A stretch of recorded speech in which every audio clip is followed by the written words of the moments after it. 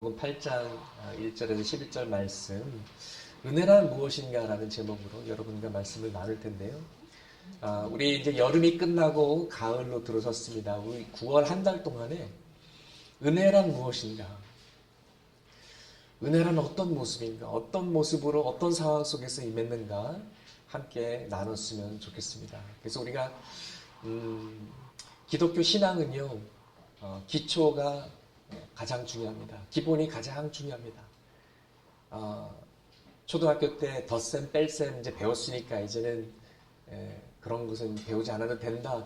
이런 개념과는 다릅니다. 우리가 십자가 사랑을 받았지만 평생 그 사랑을 잊어서는 안 됩니다.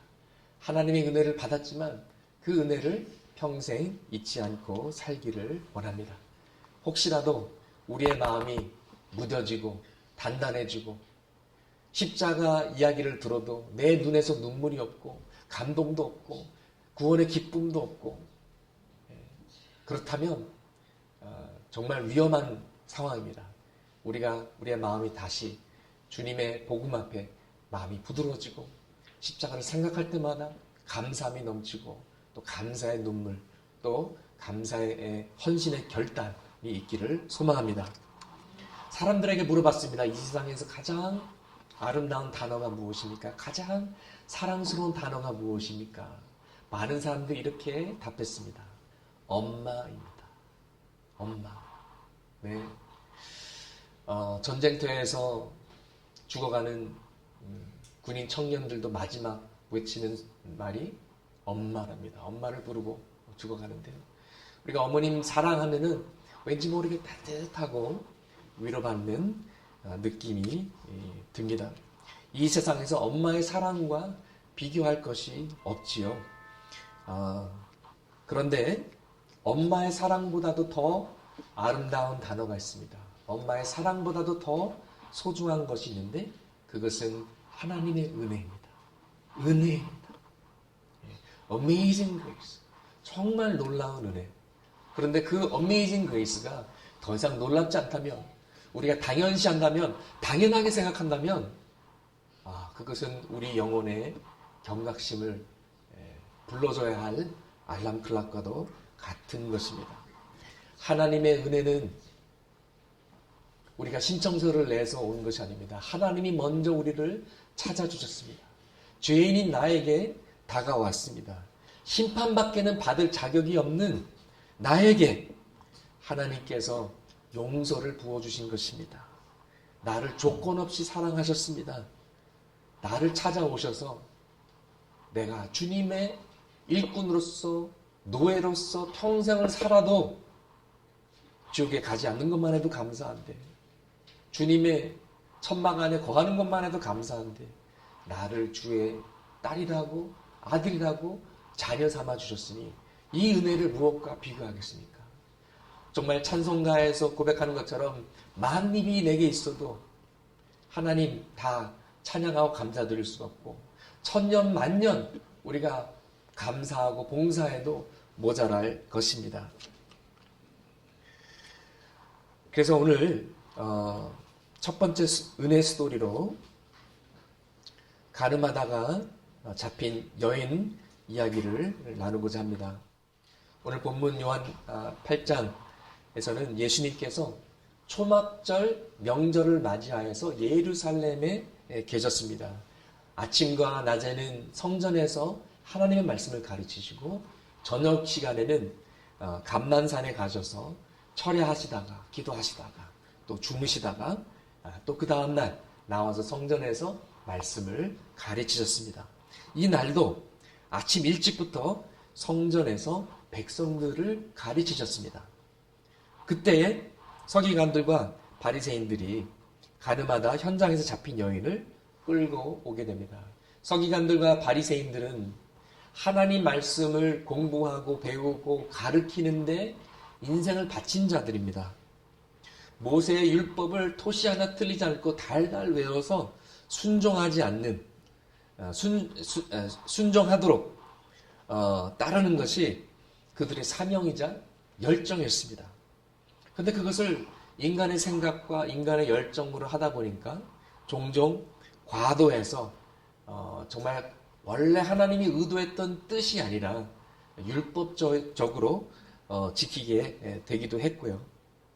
때로는 자신은 따르지 않으면서 남을 가르치려 하는 그런 위선과 모순도 보이게 되었습니다. 또 백성의 선생으로서, 랍비로서 자신들이 가지게 된 그 위치와 지위를 또 기득권을 유지하기 위해서 때로는 정당하지 않은 방법을 사용하게도 되었습니다.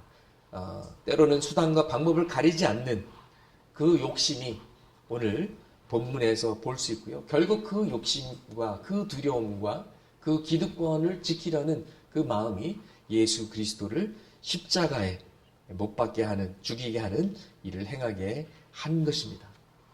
그들은 백성들에게 존경을 받고 있다가 예수님이 나타나자 그들의 모순과 그들의 위선과 그런 것들이 다 드러나게 되었습니다. 가짜가 진짜인 줄 알았다가 진짜가 나타나니까 너무나 비교가 되게 된 것입니다.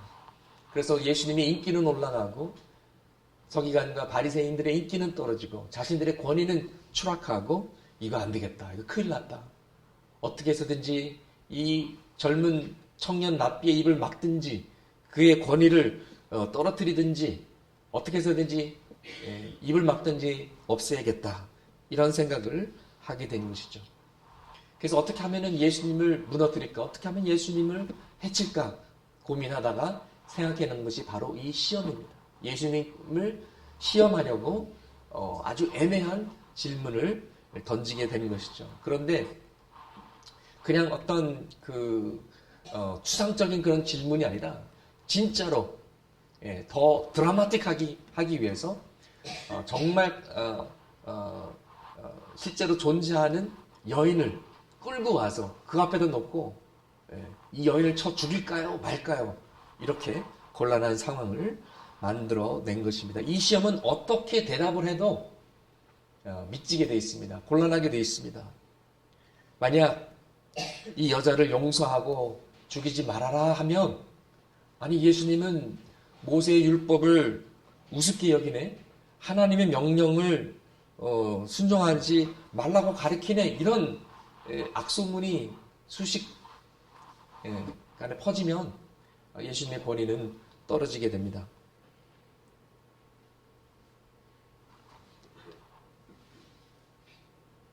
또 모세 율법대로 이 여자를 죽여라 그렇게 말하면 잔인한 사람으로 도장이 찍히게 됩니다. 아니 하나님의 사랑을 가르치시던 분이 묻는 병들을 그냥 말 한마디로 고칠 수 있는데 굳이 붙잡고 손을 잡고 묻는 병을 고쳐주시고 정말 사랑으로 돌봐줬던 주님. 사람들이 다 어린아이들 야 시끄러우니까 저리 가. 그런데 예수님께서는 그들을 내게로 오라 하시고 품어주시고 하나에 하나에 안수기도 하시며 축복하셨던 그 주님. 세리인들 매국노라고 욕먹는 세리인들도 받아주시고 거리의 여인들도 받아주셨던 죄인들을 사랑하신 주님께서 이 여자 가는 죄를 졌으니 돌로 쳐 죽여라 그렇게 말씀하시다니 너무 잔인한 거 아닙니까? 어떻게 예수님께서 저러실 수 있을까? 이런 말을 하든 저런 말을 하든 욕을 먹고 비판을 받게 돼 있었던 것이었습니다. 그런데 서기관들과 바리새인들의 관심은 하나님의 말씀에 순종하는 것이 아니었습니다. 그들이 우리 사회가 도덕성이 지금 추락하고 있으니까 도덕성을 지켜야겠다. 그런 것도 아니었습니다. 하나님의 거룩한 명령을 우리가 목숨 걸고 지키고 또 공정한 심판이 이루어져야 된다. 이런 것도 아니었어요. 정말 공정한 심판을 원했다면 여자뿐만 아니라 남자도 붙잡아 왔어야 합니다. 여러분, 간음은 혼자서 범하는 죄가 아닙니다. 그런데 남자는 어디 있습니까? 왜 남자는 보내주고 이 여인만 데리고 왔습니까? 어차피 서기관들과 바리새인들의 관심은 여인이 아니었습니다. 이 여인이 죽든지 살든지 전혀 관심이 없었습니다. 이 여자는 그저 예수님을 공격하는 데 사용되는, 이용되는 도구에 불구했던 것입니다. 그래서 이 여인을 일부러 많은 사람들 앞에서 끌고 갑니다. 이른 아침부터 막 요란하니까 사람들이 많이 몰려옵니다. 이게 뭐지? 저 여자 왜 끌려가지? 사람들이 막 몰려오는데 의도적으로 이렇게 센세이션하게 만들어서 이 여자는 물론이요, 예수님까지 부끄럽게 만들고 당황하게 만드는, 그래서 예수님을 공경에 떨어뜨리는 그것이 이들의 의도였던 것입니다. 이 여자는 정말 얼굴을 들 수 없었고 앞으로도 얼굴 들 수 없었을 것입니다. 사회에서 생매장 당한다는 것이 아마 이런 것이었습니다. 간음죄에 걸린 자, 남자든 여자든 모세 율법에 의해서 돌로 쳐서 사형죄를 집행하는 것이 맞습니다. 그런데 예수님 당시에는 사실 간음죄로 잡혀서 사형죄로 죽는 사람들이 그리 많지 않았습니다. 그 이유 중 하나는 벌이 사형벌인 만큼 그만큼 심각한 형벌인 만큼 또 거기에 맞는 확실한 증거가 필요했습니다. 여러분 상상해 보세요. 동네에 라이벌이 있습니다. 서로가 서로를 미워합니다. 그러면은 거짓말 할 수 있잖아요. 저 사람 간음죄 지었다. 그래서 죽이면 안 되잖아요. 그래서 확실한 증거가 있어야 되고 유대인의 법에 의해서 적어도 2명의 증인이 필요했습니다. 그냥 막연하게 저 남자하고 저 여자하고 러브호텔에서 나오는 거 제가 봤습니다. 이런 간접적인 증거는 법정에서 인정하지 않았습니다. 그 호텔에서 나오는 직원과 또 거기에 묶었던 여인일 수도 있지 않습니까? 직접적인 증거만 성립됐습니다. 내가 내 눈으로 직접 보았다. 이런 증거가 필요했습니다. 남녀가 한 침대에 그냥 같이 누워 있었다. 이것도 충분하지 않았습니다. 오직 직접적인 증거만 성립이 되었는데 직접 하는 것을 직접 보았다. 이것만 증거로 속하니 어떻게 이런 것이 가능하겠습니까? 증거를 직접 본 증인을 찾는 것이 쉽지 않았습니다. 여러분 불륜은 아무도 모르게 짓는 죄인데 광고하고 알리고 하는 죄가 아니지 않습니까? 그런데 어떻게 현장에서 목격한 증인을 찾습니까? 거의 불가능하다고 봐야겠습니다. 그런데 오늘 본문에 나오는 이 여인을 그럼 어떻게 간음하는 도중에 잡았을까? 그리고 어떻게 예수님께서 성전에서 가르치는 그 타이밍에 끌고 왔을까? 이런 일은 미리 계획하지 않으면 거의 불가능하다고 봅니다. 아마도 추측입니다만 아마도 서기관들과 바리새인들이 남자 하나를 돈을 주고 사서 네가 이 여자를 꼬셔봐라 그렇게 했거나 아니면 그들 중 한 사람이 서기관과 바리새인 중 한 사람이 직접 나서서 이 여자를 유혹했을 가능성이 높습니다. 그리고 두 사람의 증인이 필요하기 때문에 방 안에 숨어 있다가 그 광경을 목격하고 잡았을 확률이 높습니다. 여러분 얼마나 악합니까? 정말 악하지 않습니까? 그럼에도 불구하고 이 여인은 아무 소리를 못 냅니다. 자신의 죄가 너무 커서 너무 부끄러워서 얼굴도 못 들고 그냥 끌려오게 됩니다. 그 수치심 그리고 지금 이대로 가면은 내가 그냥 죽겠구나. 그것도 굉장히 수치스러운 죽음을 당하겠구나. 정말 마음이 무너지는 그런 순간이었습니다. 이 상황 속에서 자칫 잘못하면은 바로 돌을 던져서 이 여인에게 던지는 굉장히 텐스한 그런 상황에서 예수님은 서기관들과 바리새인들이 계속 보채지만은 무시하고 그냥 땅에다 뭔가를 계속 적고 계십니다. 성경은 예수님께서 땅에다가 흙에다가 무엇을 쓰셨는지 말하고 있지 않습니다. 무엇을 쓰셨을까? 어쩌면 죄목을 하나씩 쓰셨을지 모르겠습니다. 우리의 죄 뻔하지 않습니까? 갈라디아서 5장에 성령의 열매, 성령 받은 사람의 변화된 모습을 이야기하기 전에 죄인의 모습을 이야기하고 있습니다. 우리 갈라디아서 5장 19절에서 21절 한번 같이 읽어보시겠습니다. 육체의 일은 분명하니 곧 음행과 더러운 것과 호색과 우상 숭배와 주술과 원수 맺는 것과 분쟁과 시기와 분냄과 당짓는 것과 분열함과 이단과 투기와 술취함과 방탕함과 또 그와 같은 것들이다. 전에 너희에게 경계하노니 이런 일을 하는 자들은 경계한 것 같이 경계하노니 이런 일을 하는 자들은 하나님의 나라를 유업으로 받지 못할 것이요. 육체의 일은 분명하다. 육체의 일은 뻔하다. 죄인들의 모습은 뻔한 것입니다. 욕심이 있고요, 이기심이 있고요, 서로 싸우고요, 거짓말하고요, 서로 빼앗고 뻔한 그런 모습입니다. 어쩌면 예수님께서 흙에다 더 구체적인 죄를 쓰셨을지도 모르겠습니다.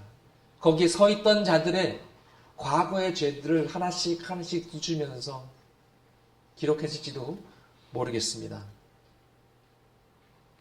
친구의 돈, 떼먹은 놈.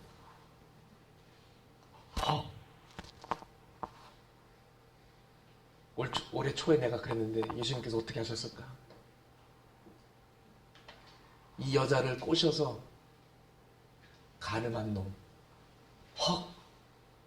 예수님 다 알고 계시는 거 아니야? 그들을 아셨고 그들의 마음을 아셨던 예수님께서 그들의 양심을 찌르고 가슴을 후집하는 아무도 모를 줄 알았던 그 죄목들을 하나씩 둘씩 쓰시지 않았을까? 그리고 예수님께서 그들에게 도전합니다. 너희들 가운데 죄가 하나도 없는 사람이 처음으로 이 여자를 돌로 치라. 그때 아무도 나서지 못했습니다. 9절 말씀에 그들이 양심의 가책을 느꼈다고 기록하고 있습니다. 나이든 어른들이 더 빨리 인정하고 먼저 나가기 시작했고 젊은 친구들도 따라서 나가게 되었습니다. 손에 들고 있던 돌들이 하나씩 둘씩 땅에 떨어집니다. 여자가 돌아보니 사람들은 다 사라졌고 돌들만 남아 있었습니다. 이 여인이 이제는 죽었구나 했는데 극적으로 살게 된 것입니다. 그래도 예수님을 시험에 들게 하려고 곤란하게 하려고 이런 일을 꾸몄던 자들이지만 그래도 그들에게는 양심이 아직 살아있었습니다. 그래도 하나님의 거룩한 임재 앞에 자신들도 죄인임을 인정하고 나가게 된 것입니다.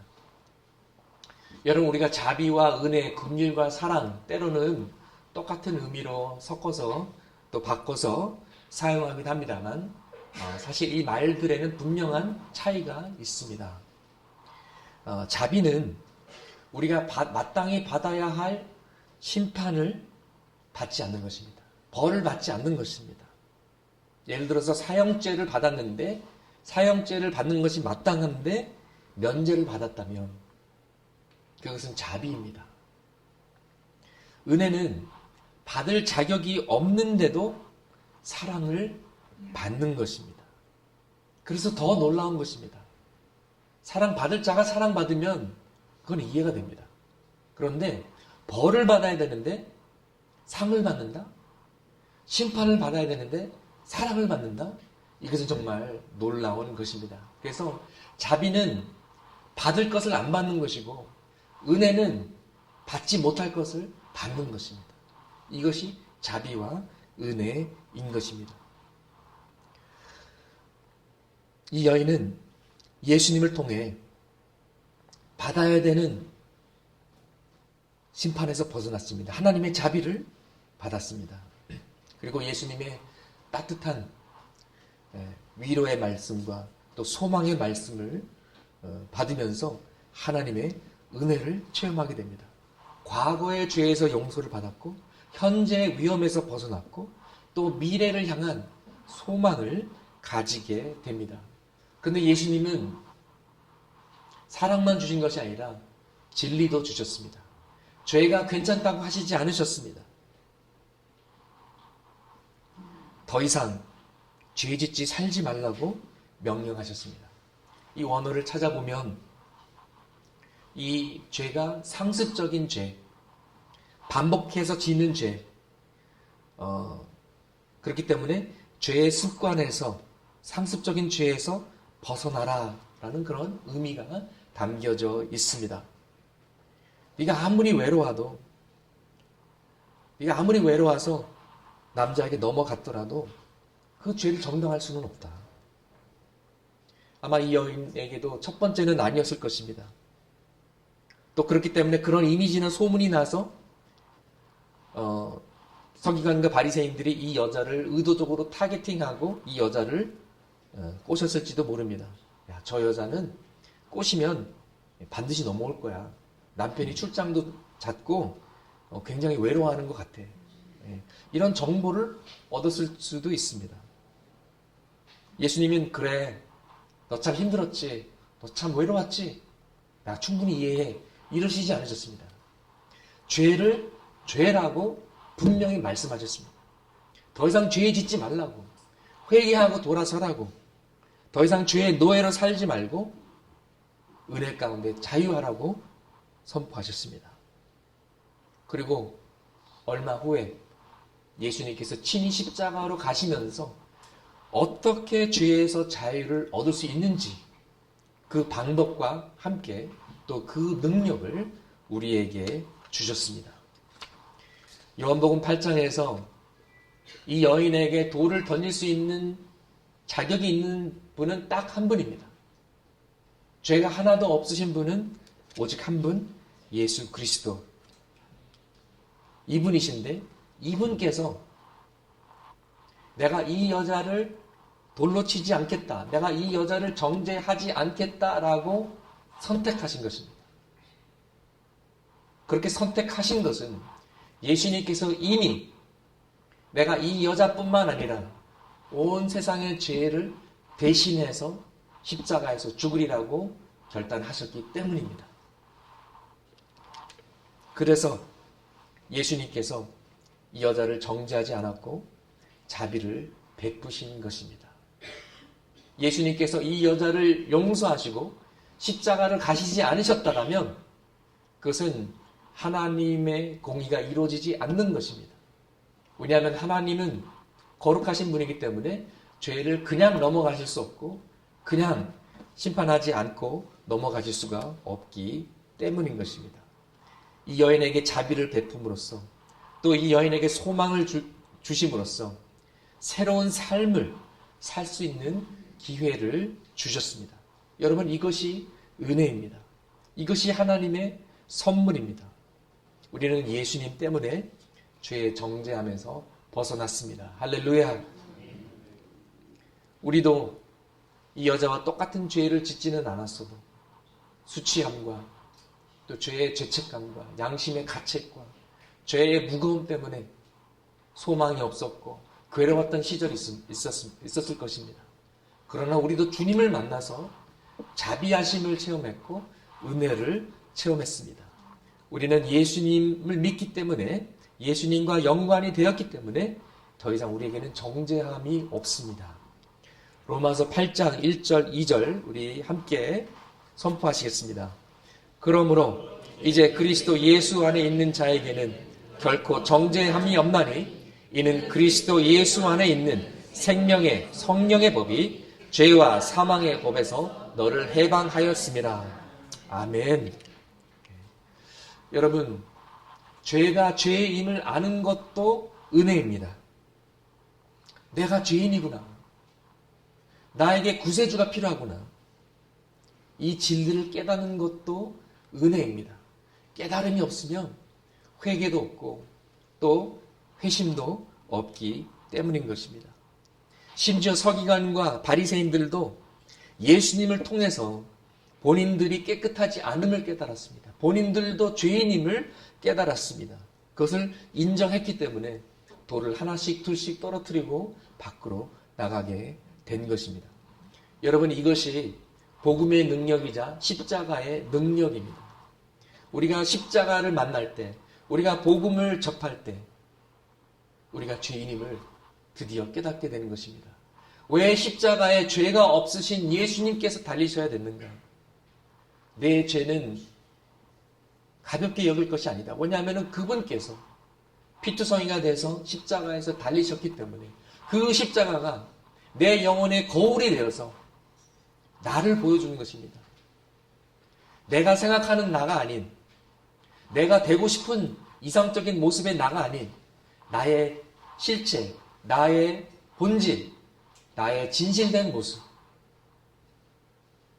하나님의 자비와 용서가 필요한 나의 모습을 깨닫게 되는 것입니다. 그래서 우리는 십자가 앞에 나갈 때 하나님 앞에 벌거벗은 것처럼 서게 되고 우리의 진실된 모습을 고백할 수밖에 없게 됩니다. 여러분, 어두움 속에 우리가 거할 때는 우리의 죄를 잘 느끼지 못합니다. 더뎌져서요. 예, 대한민국에서, 죄송한 말씀입니다만, 대한민국에서 제가 운전하면서 좀 제 운전 습관이 좀 안 좋아졌습니다. 예,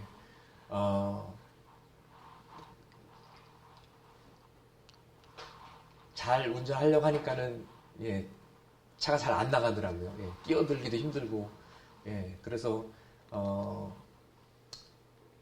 좀 그런 면이 있는데요.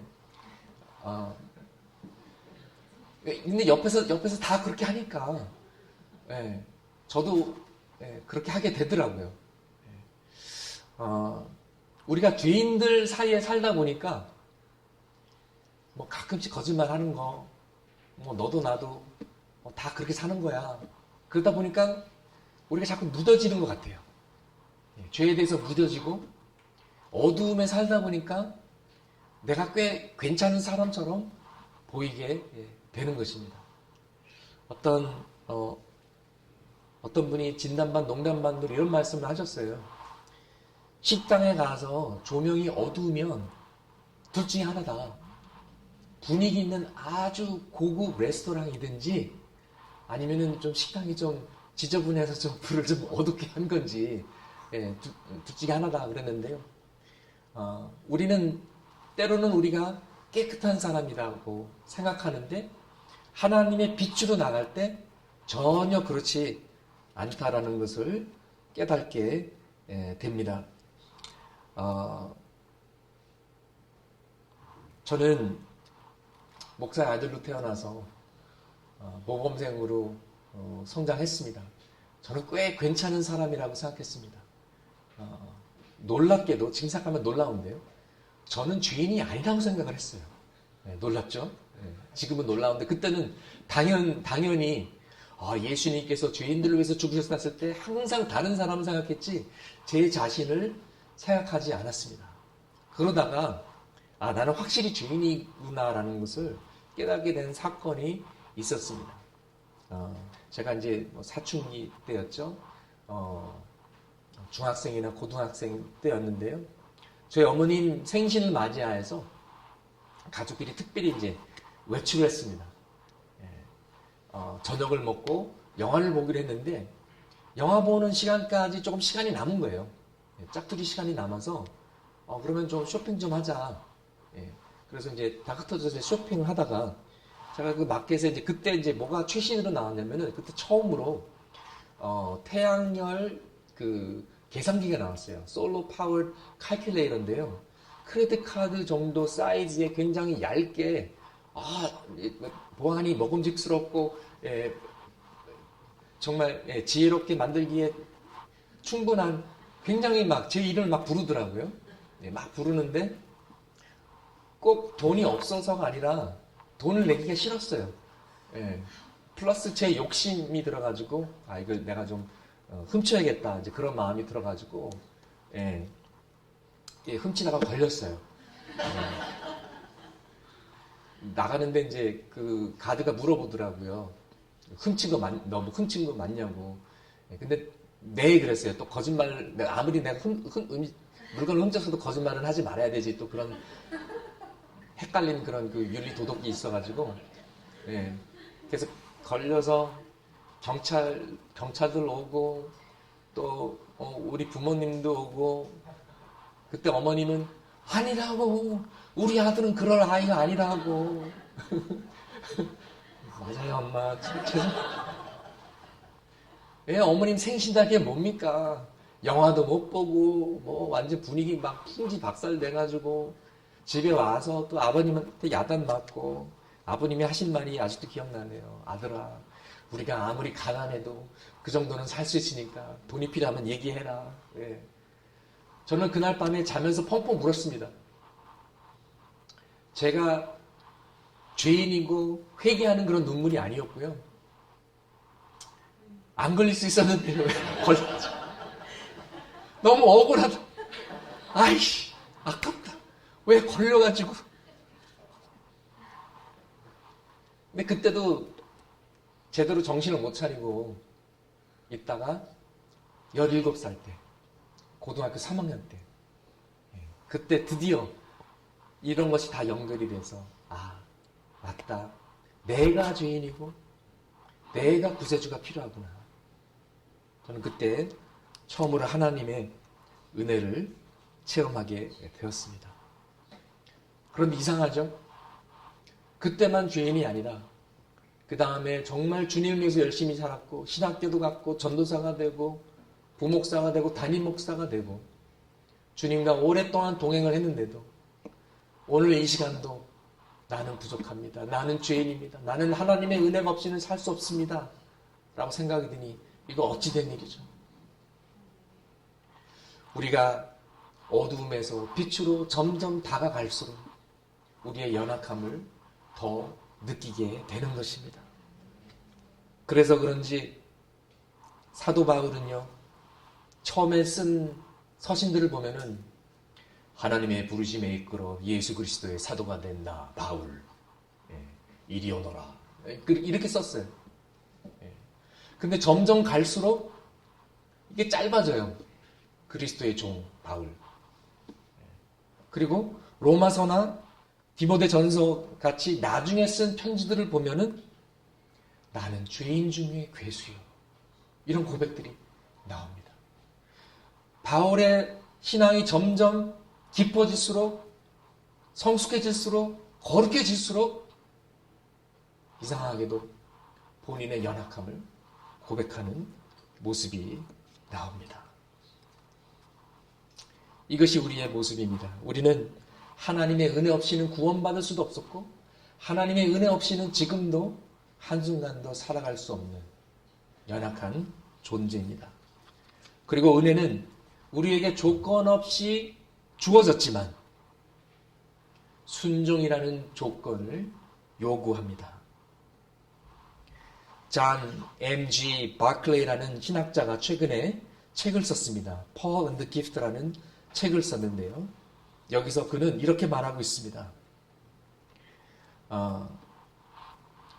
은혜가 조건 없이 주어졌으며 또 그 은혜는 아무 책임도 요구하지 않는다라는 이 생각은 서양 사람들 생각이지 유대인들의 생각이 아니다. 그러나 기독교가 이스라엘에서 유럽권으로 넘어가면서 이 은혜의 컨셉이 바뀌었다라고 기록하고 있습니다. 그러니까 원래 유대인 마인드는 조건 없이 은혜를 받았어도 그 은혜를 갚아야 하는 책임이 있는 것입니다. 그 은혜에 합당하게 사는 것을 요구하고 있다라는 것입니다. 이 컨셉은 예수님의 비유를 통해서도 우리가 볼 수 있습니다. 마태복음 18장 21절에서 35절에 만 달란트를 빚진 종 비유가 나옵니다. 여러분, 만 달란트는요, 개인이 사용하고 개인이 은행 계좌에 두는 그런 액수가 아닙니다. 어느 나라의 한 국가의 예산이나 마이크로소프트나 삼성이 움직이는 그런 수준의 돈인 것입니다. 여러분, 우리가 1억을 갚아야 된다, 10억을 갚아야 된다, 20억을 갚아야 된다. 그거는 그 정도 값의 비싼 집들이 있으니까 20억도 빌리고 갚고 그럴 수 있겠죠. 그러나 1조 원, 2조 원 이런 거는요, 개인이 다루는 돈이 아니에요. 그러니까 평생 갚아도 갚지 못하는 그런 액수입니다. 그 액수를 왕이 탕감해 준 거예요.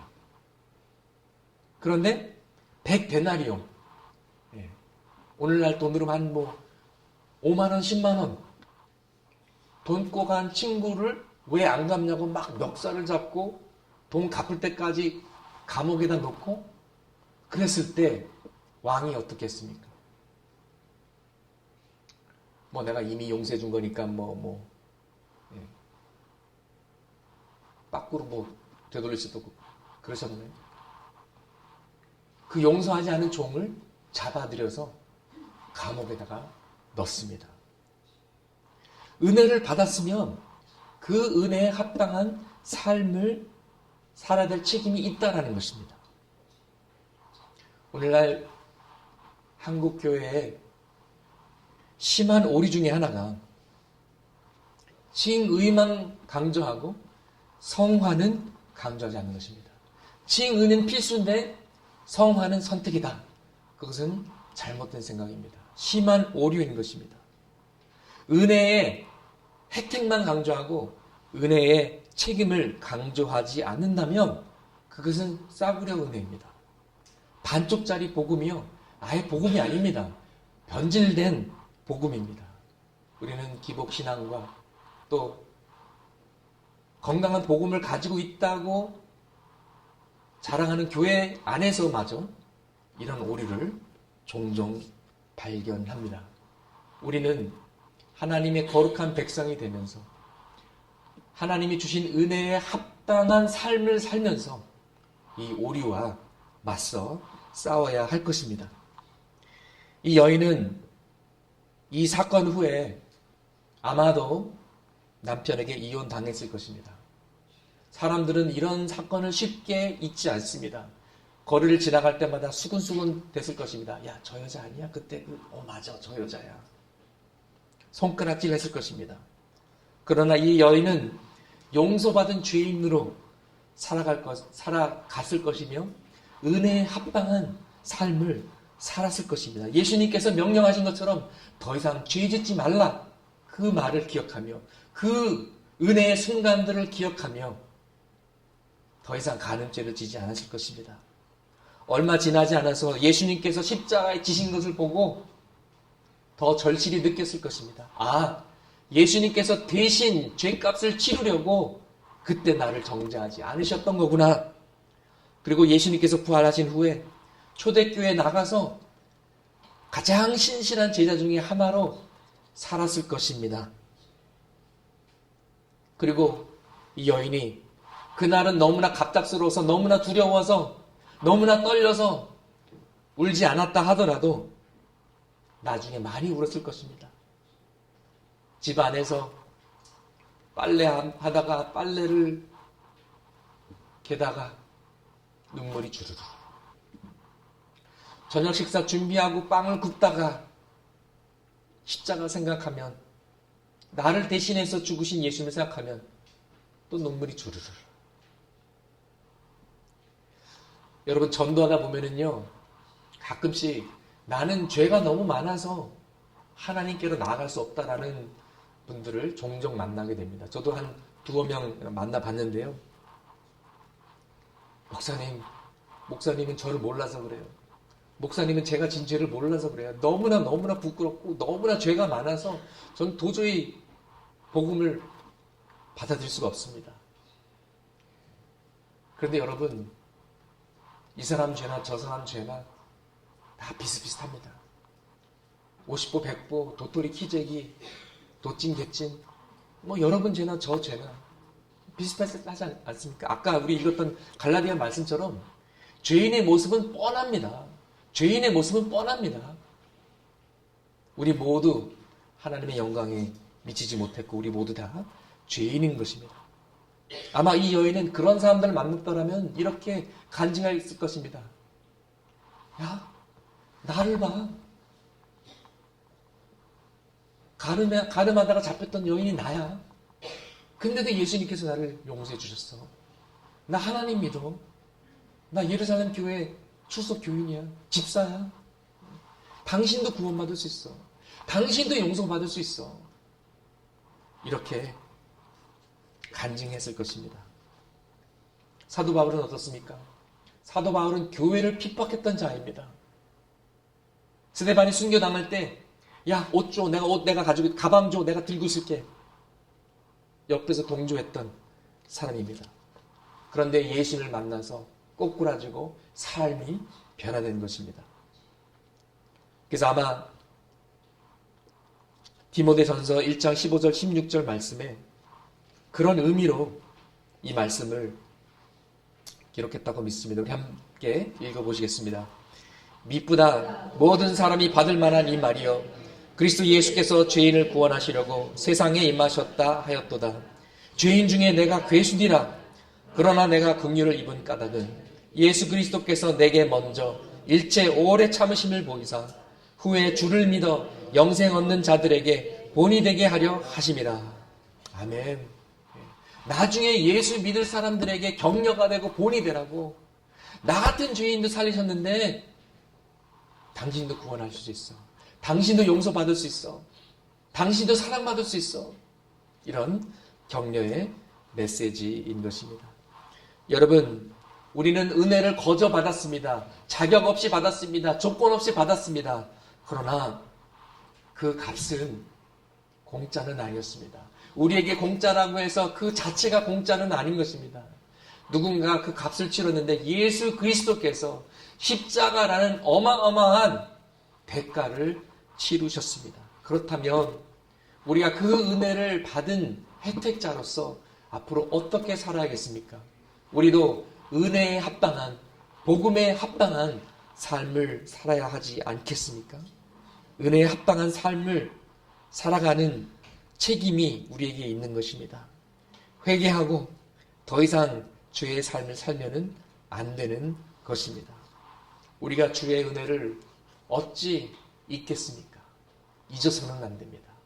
그리고 잊지 않는 궁극적인 표현은 우리가 은혜에 합당한 삶을 사는 것입니다.